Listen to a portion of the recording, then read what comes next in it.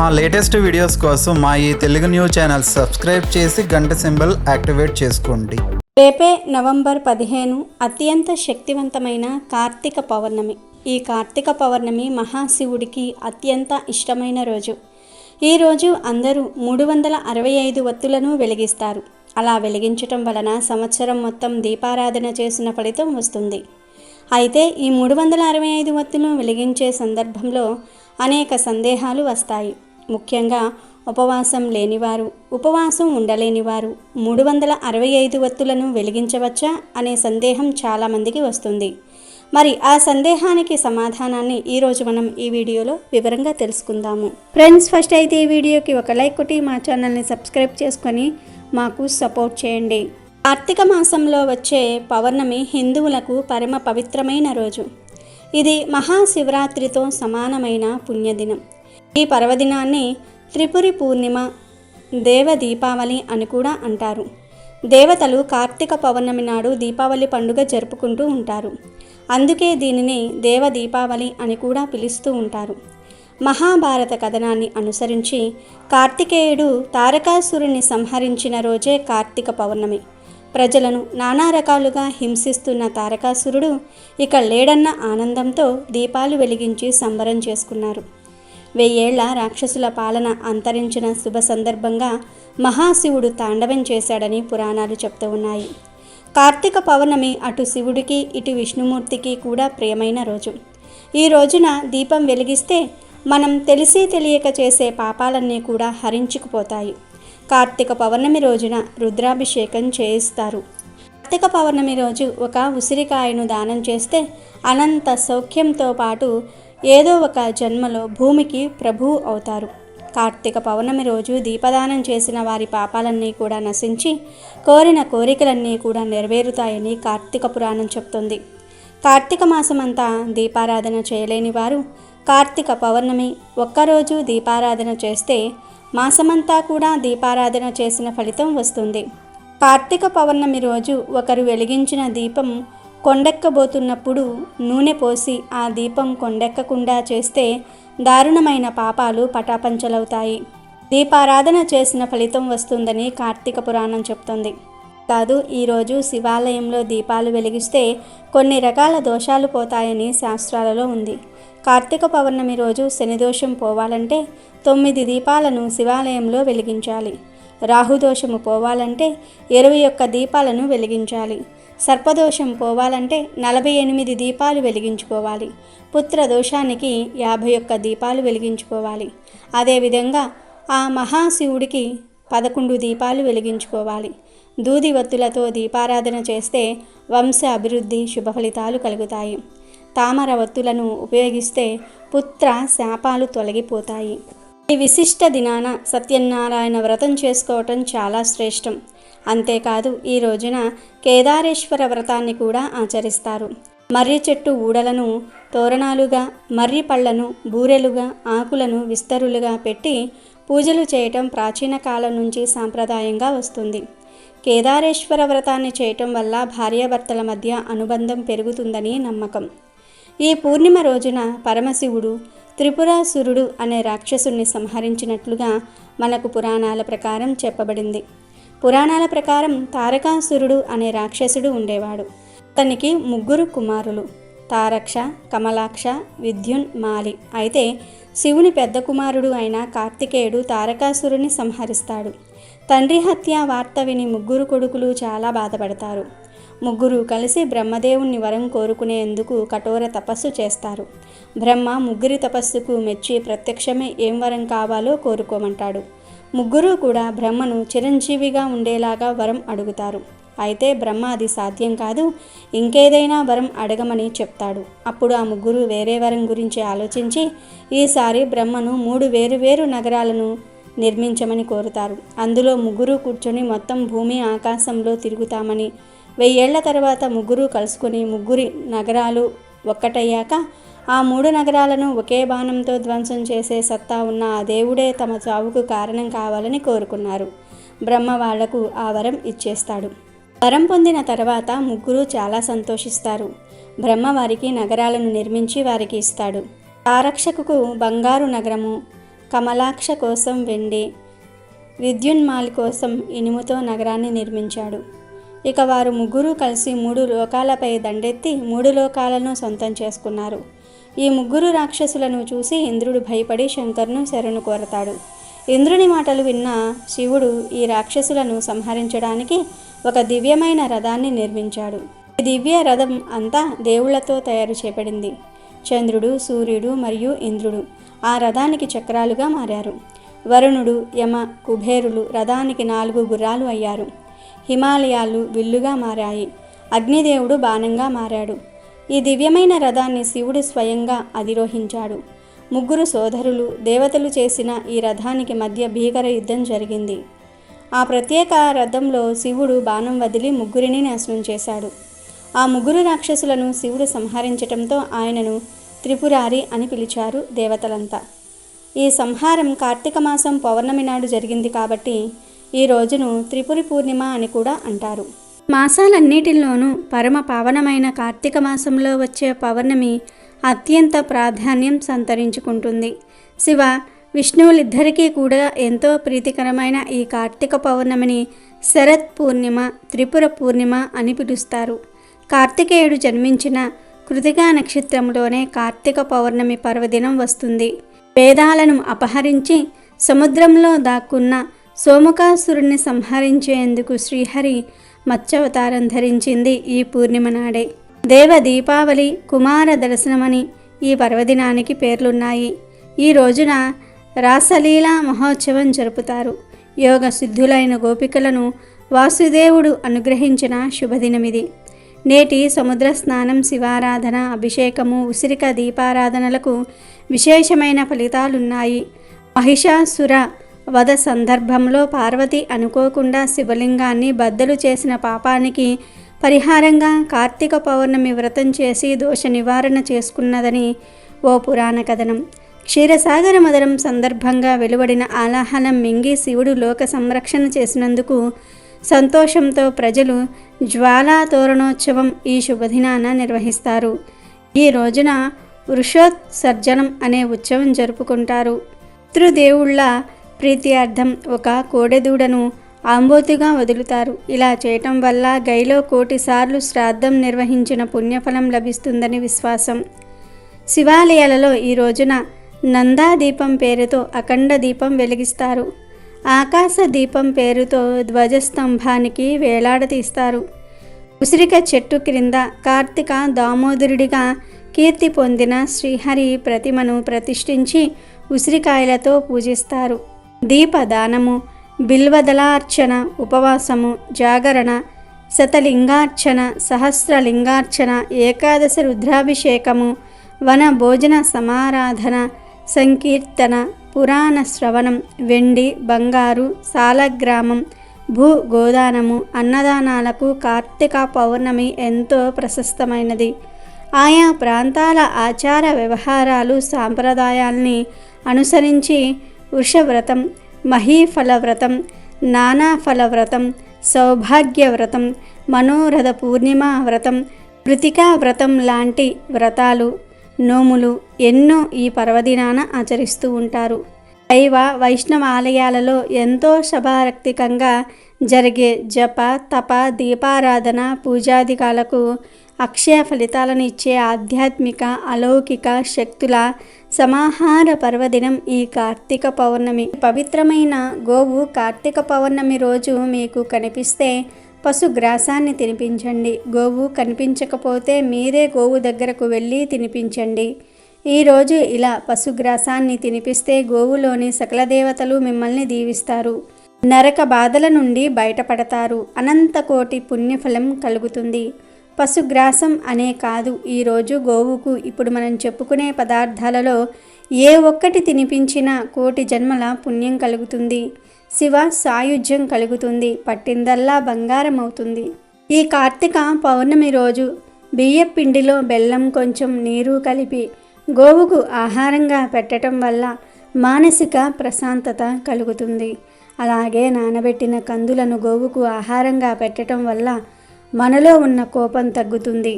కార్తీక పౌర్ణమి రోజు నానబెట్టిన కుసుమ గింజలను గోవుకు ఆహారంగా పెట్టడం వల్ల మనం చేసిన పాపాలు దూరమవుతాయి. నానబెట్టిన శనగలను ఈరోజు గోవుకు ఆహారంగా పెట్టడం వల్ల మనలో ఆధ్యాత్మిక చింతన ఏర్పడుతుంది. రాగిపిండి మరియు బెల్లము కలిపి గోవుకు పెడితే మనకు ఉన్న దారిద్ర్యాలు తొలగిపోతాయి. కార్తీక పౌర్ణమి రోజు నానబెట్టిన పెసర్లను ఆవుకు ఆహారంగా పెట్టడం వల్ల విద్యా అభివృద్ధి కలుగుతుంది. ఈరోజు ఉడికించిన ఆలుగడ్డలను గోవుకు ఆహారంగా పెట్టడం వల్ల నరఘోష పోతుంది. అలాగే ఈరోజు ఆవుకు క్యారెట్ ఆహారంగా పెట్టడం వల్ల వ్యాపార అభివృద్ధి చెందుతుంది. బీట్రూట్ పాలకూరను కలిపి గోవుకు ఆహారంగా పెట్టడం వల్ల ఐశ్వర్యం కలుగుతుంది. కార్తీక పౌర్ణమి రోజు గోవుకు దోసకాయను ఆహారంగా పెట్టడం వల్ల శత్రువులు మిత్రులవుతారు. టమాటాను ఆహారంగా పెట్టడం వల్ల వివాహ ప్రాప్తి కలుగుతుంది. ఈరోజు గోవుకు వంకాయను ఆహారంగా పెట్టడం వల్ల సంతాన ప్రాప్తి కలుగుతుంది. కార్తీక పౌర్ణమి రోజు గోవుకు అరటిపండ్లు ఆహారంగా పెట్టడం వల్ల ఉన్నత పదవులు కలుగుతాయి. ఈరోజు బెండకాయను పెట్టడం వల్ల మనోధైర్యం కలుగుతుంది. దొండకాయను కార్తీక పౌర్ణమి రోజు గోవుకు పెట్టడం వల్ల మనోవ్యాధి తొలగిపోతుంది. జొన్నపిండి బెల్లము కలిపి గోవుకు పెట్టడం వల్ల తెలివితేటలు పెరుగుతాయి. మినపపిండి మరియు బెల్లం కలిపి కార్తీక పౌర్ణమి రోజు గోవుకు పెట్టడం వల్ల ఐశ్వర్యం కలుగుతుంది. గోధుమ పిండి బెల్లం పెట్టడం వల్ల ఉద్యోగ ప్రాప్తి కలుగుతుంది. నానబెట్టిన పెసరపప్పు పెట్టడం వల్ల ఇంద్రియ నిగ్రహ శక్తి పెరుగుతుంది. నానబెట్టిన కందిపప్పు పెట్టడం వల్ల రుణ బాధలు తీరిపోతాయి. నానబెట్టిన మినప్పప్పును పెట్టడం వల్ల సంపూర్ణ ఆరోగ్యాన్ని పొందుతారు. పచ్చి శనగపప్పు పెట్టడం వల్ల కుటుంబ కలహాలు దూరమవుతాయి. శనగపిండి బెల్లము కలిపి పెట్టడం వల్ల కోర్టు వ్యవహారాలలో విజయం పొందుతారు. కార్తీక పౌర్ణమి రోజు గోవుకు నానబెట్టిన పొట్టు పెసరపప్పు పెట్టడం వల్ల బుద్ధి కుశలత కలుగుతుంది. ఇలా కార్తీక పౌర్ణమి రోజు ఆయా పదార్థాలను భక్తితో గోవులకు సమర్పించుకుంటే మీకు ఉన్న సమస్యలు సులభంగా పోతాయి. తరతరాలకు తరగని ఐశ్వర్యం వస్తుంది. ధనలాభం కలుగుతుంది. ప్రధానంగా కార్తీక పౌర్ణమి నాడు తెల్లవారుజామున సముద్రంలో లేదా నదిలో స్నానం చేయటం శుభప్రదం. నదిలో స్నానం చేసే అవకాశం లేనివారు ఉదయాన్నే లేచి స్నాన జపాలు ముగించి ఆలయానికి వెళ్ళి దేవుడిని దర్శించుకుంటూ ఉంటారు. ప్రత్యేక పూజల్లో పాల్గొంటూ ఉంటారు. రోజంతా ఉపవాసం ఉండి సాయంత్రం 365 ఒత్తులతో కూడిన దీపాన్ని వెలిగిస్తారు. రోజుకు ఒక ఒత్తి చొప్పున ఏడాది మొత్తాన్ని సూచిస్తాయి ఈ ఒత్తులు. కొందరు ఈ 365 ఒత్తులను అరటి దొన్నెలపై ఉంచి నదిలో లేదా కొలనులో వదులుతూ ఉంటారు. ఇంకొందరు శివాలయంలో వెలిగిస్తారు. ఆ వీలు లేని వారు ఇంట్లోనే దేవుని ముందు లేదా తులసి కోట ఎదుట ఈ 365 ఒత్తులు వెలిగిస్తారు. కార్తీక పౌర్ణమి నాడు చేసే దీపారాధనతో ఇహలోకంలో సుఖ సౌఖ్యాలు, పరలోకంలో ముక్తి లభిస్తాయి. దీపం పరబ్రహ్మ స్వరూపం. ఏ ఇంట్లో అయితే నిత్యము దీప ధూప నైవేద్యాది కైంకర్యాలు జరుగుతూ ఉంటాయో ఆ ఇల్లు అష్టైశ్వర్యాలతో తొలతూగుతూ ఉంటుంది అనేది ఆర్యోక్తి. నిత్యం ఇంట్లో దీపం వెలిగించటం శుభప్రదం. కానీ సమకాలీన జీవితంలో ప్రతిరోజు ఎవ్వరూ దీపాన్ని వెలిగించలేరు. అందుకే కార్తీక పౌర్ణమి నాడు ఓ పద్ధతిని సూచించారు పెద్దలు. సంవత్సరానికి 365 రోజులు కాబట్టి రోజుకు ఒక ఒత్తి చొప్పున 365 ఒత్తిల్ని జత చేసి వాటిని ఆవు నెయ్యితో నానబెట్టి కార్తీక పౌర్ణమి నాడు ఇంట్లో ఉన్న తులసి చెట్టు దగ్గర కానీ లేక దగ్గరలో ఉన్న దేవాలయంలో కానీ వాటితో దీపం వెలిగించాలి. అలా వెలిగించటం వల్ల ఏడాది మొత్తం దీపాలు వెలిగించిన పుణ్యం లభిస్తుందని పెద్దలు చెప్తూ ఉంటారు. మన హిందూ సాంప్రదాయం ప్రకారం ప్రతిరోజు మనం ఇంట్లో దీపారాధన చేయాలి. అయితే అనేక సందర్భాలలో అంటే అట్లు ముట్లు సమయాల్లో ఏదైనా బయట ఊరు వెళ్ళినప్పుడు దీపారాధన చేయరు. అప్పుడు సంవత్సరం మొత్తం దీపారాధన వ్రతభంగం అవుతుంది. ఈ భంగాన్ని పోగొట్టుకోవడానికి తప్పనిసరిగా కార్తీక పౌర్ణమి రోజు 365 ఒత్తులను వెలిగించాలి. ఈ 365 ఒత్తులను చాలామంది ఎలా వెలిగిస్తారంటే ఇంట్లో ఎంతమంది ఉంటే అన్ని 365 ఒత్తులను వెలిగిస్తూ ఉంటారు. కానీ అలా చేయమని ఏ శాస్త్రంలోనూ చెప్పలేదు. కేవలం ఇంటి యజమాని లేదా యజమానురాలు ఒక్కరు 365 ఒత్తులు వెలిగిస్తే సరిపోతుంది. ఇలా ఒక్కరు 365 ఒత్తులు వెలిగిస్తే ఆ ఇంటికి 365 రోజులు దీపారాధన చేసిన ఫలితం కలుగుతుంది. చాలామందికి ఇది తెలియక ఇంట్లో ఎంతమంది ఉంటే అన్ని 365 ఒత్తుల దీపాలు వెలిగిస్తూ ఉంటారు. కానీ అలా కాదు. ఇంటి యజమాని లేదా యజమానురాలు ఎవరో ఒకరు వెలిగిస్తే సరిపోతుంది. 365 ఒత్తుల దీపాన్ని దేవాలయంలో లేదా ఇంట్లో తులసి కోట ముందు లేదా పూజగదిలో లేదా నూతి ప్రదేశంలో లేదా బోరుబావి దగ్గర 365 ఒత్తులను వెలిగించవచ్చు. 365 ఒత్తుల విషయంలో చాలామందికి ఉన్న సందేహం ఏమిటి అంటే, ఖచ్చితంగా ఉపవాసం ఉండే ఈ 365 ఒత్తులను వెలిగించాలా? ఉపవాసం లేనివారు కూడా 365 ఒత్తులను వెలిగించవచ్చా అనే సందేహం కలుగుతూ ఉంటుంది. మీరు చక్కగా స్నానం చేసుకుని భక్తిగా గుడిలో లేదా ఇంటి వద్ద ఈ 365 ఒత్తుల దీపాన్ని వెలిగించుకోవచ్చు. అసలు నిజం చెప్పాలంటే 365 ఒత్తులు వెలిగించాలంటే ఉపవాసం ఉండాలి అనే నియమం ఎక్కడా లేదు. ఉపవాసం ఉంటే మంచిది అంటారు, కానీ ఖచ్చితంగా ఉపవాసం ఉండాలి అనే నియమం లేదు. ఉపవాసం లేకుండా కూడా శుభ్రంగా 365 ఒత్తులను వెలిగించుకోవచ్చు. చాలామంది ఉపవాసం అంటే మంచినీళ్లు కూడా త్రాగకుండా కట్టిగా ఉపవాసం ఉంటారు. కానీ కార్తీక పౌర్ణమి రోజు అంత పచ్చి ఉపవాసం చేయమని ఎక్కడా చెప్పలేదు. అంత కటిక ఉపవాసాలు మన ఆరోగ్యానికి మంచిది కాదని గ్రహించిన మన మహర్షులు నెలలో కేవలం ఒక్క ఏకాదశి రోజే ఉపవాసం చేయమని చెప్పి మిగిలిన రోజులలో నక్త ఉపవాసాలు లేదా ఇతర దానాలు చేయాలని సూచించారు. కార్తీక పౌర్ణమి రోజు మీరు ఉపవాసం ఉన్నా కటిక ఉపవాసం చేయనవసరం లేదు. అసలు ఉపవాసం చేయలేని వారు ఈరోజు అన్నం తినండి. 3 పూటలా అన్నం తినండి. కొంచెం ఉప్పు కారాలు తగ్గించుకొని నూనె కూడా తగ్గించుకొని సాత్విక ఆహారాన్ని తినండి. ఇలా సాత్విక ఆహారం తింటే ఉపవాసం చేయకపోయినా ఏ దోషం రాదు.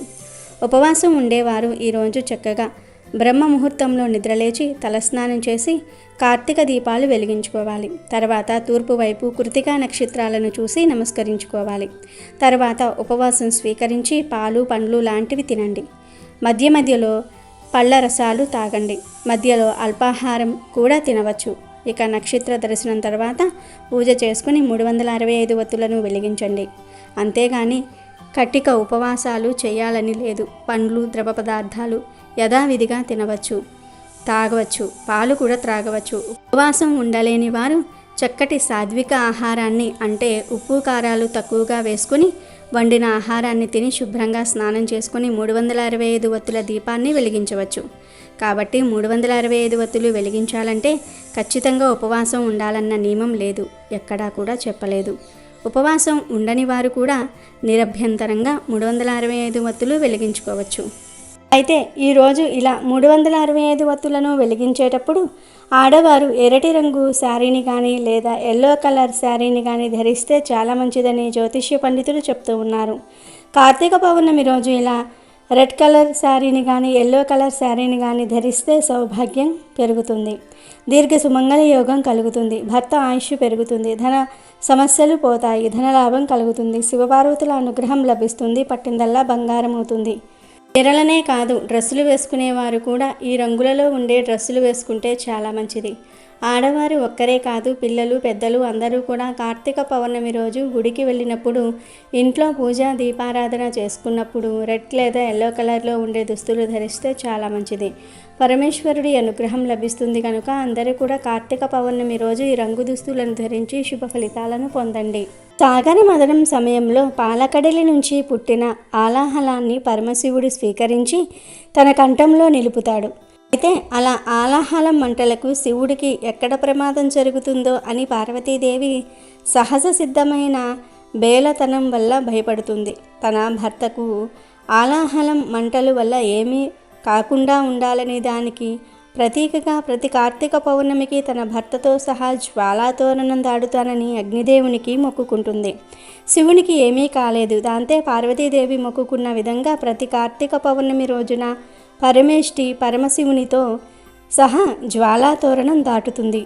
దానికి ప్రీతిగానే కార్తీక పౌర్ణమి రోజు గుడిలో జ్వాలాతోరణం ఏర్పాటు చేసి శివ పార్వతులను ఆ తోరణం కింద నుండి దాటిస్తారు. ఈ తోరణాన్ని కొత్త గడ్డితో చేస్తారు. కొత్త గోంగూర నారను తాడుగా పేని 2 చోట్లకు మధ్య కానీ 3 కర్రలకు మధ్యగా కానీ తోరణంలాగా కడతారు. కొత్త గడ్డిని అంటించగానే అది రెపరెపలాడుతూ కాలిపోతుంది. ఆ మంట ఆరేలోగా స్వామివారిని 3 సార్లు తోరణం కిందుగా తీసుకువెళ్తారు. భక్తులు ఈ జ్వాలా తోరణం కిందగా వెళ్తే నరక బాధలు తప్పుతాయని నమ్మకము. అలాంటి వారి కోసం కైలాస ద్వారం తెరుచుకుని ఉంటుందని చెప్తూ ఉంటారు.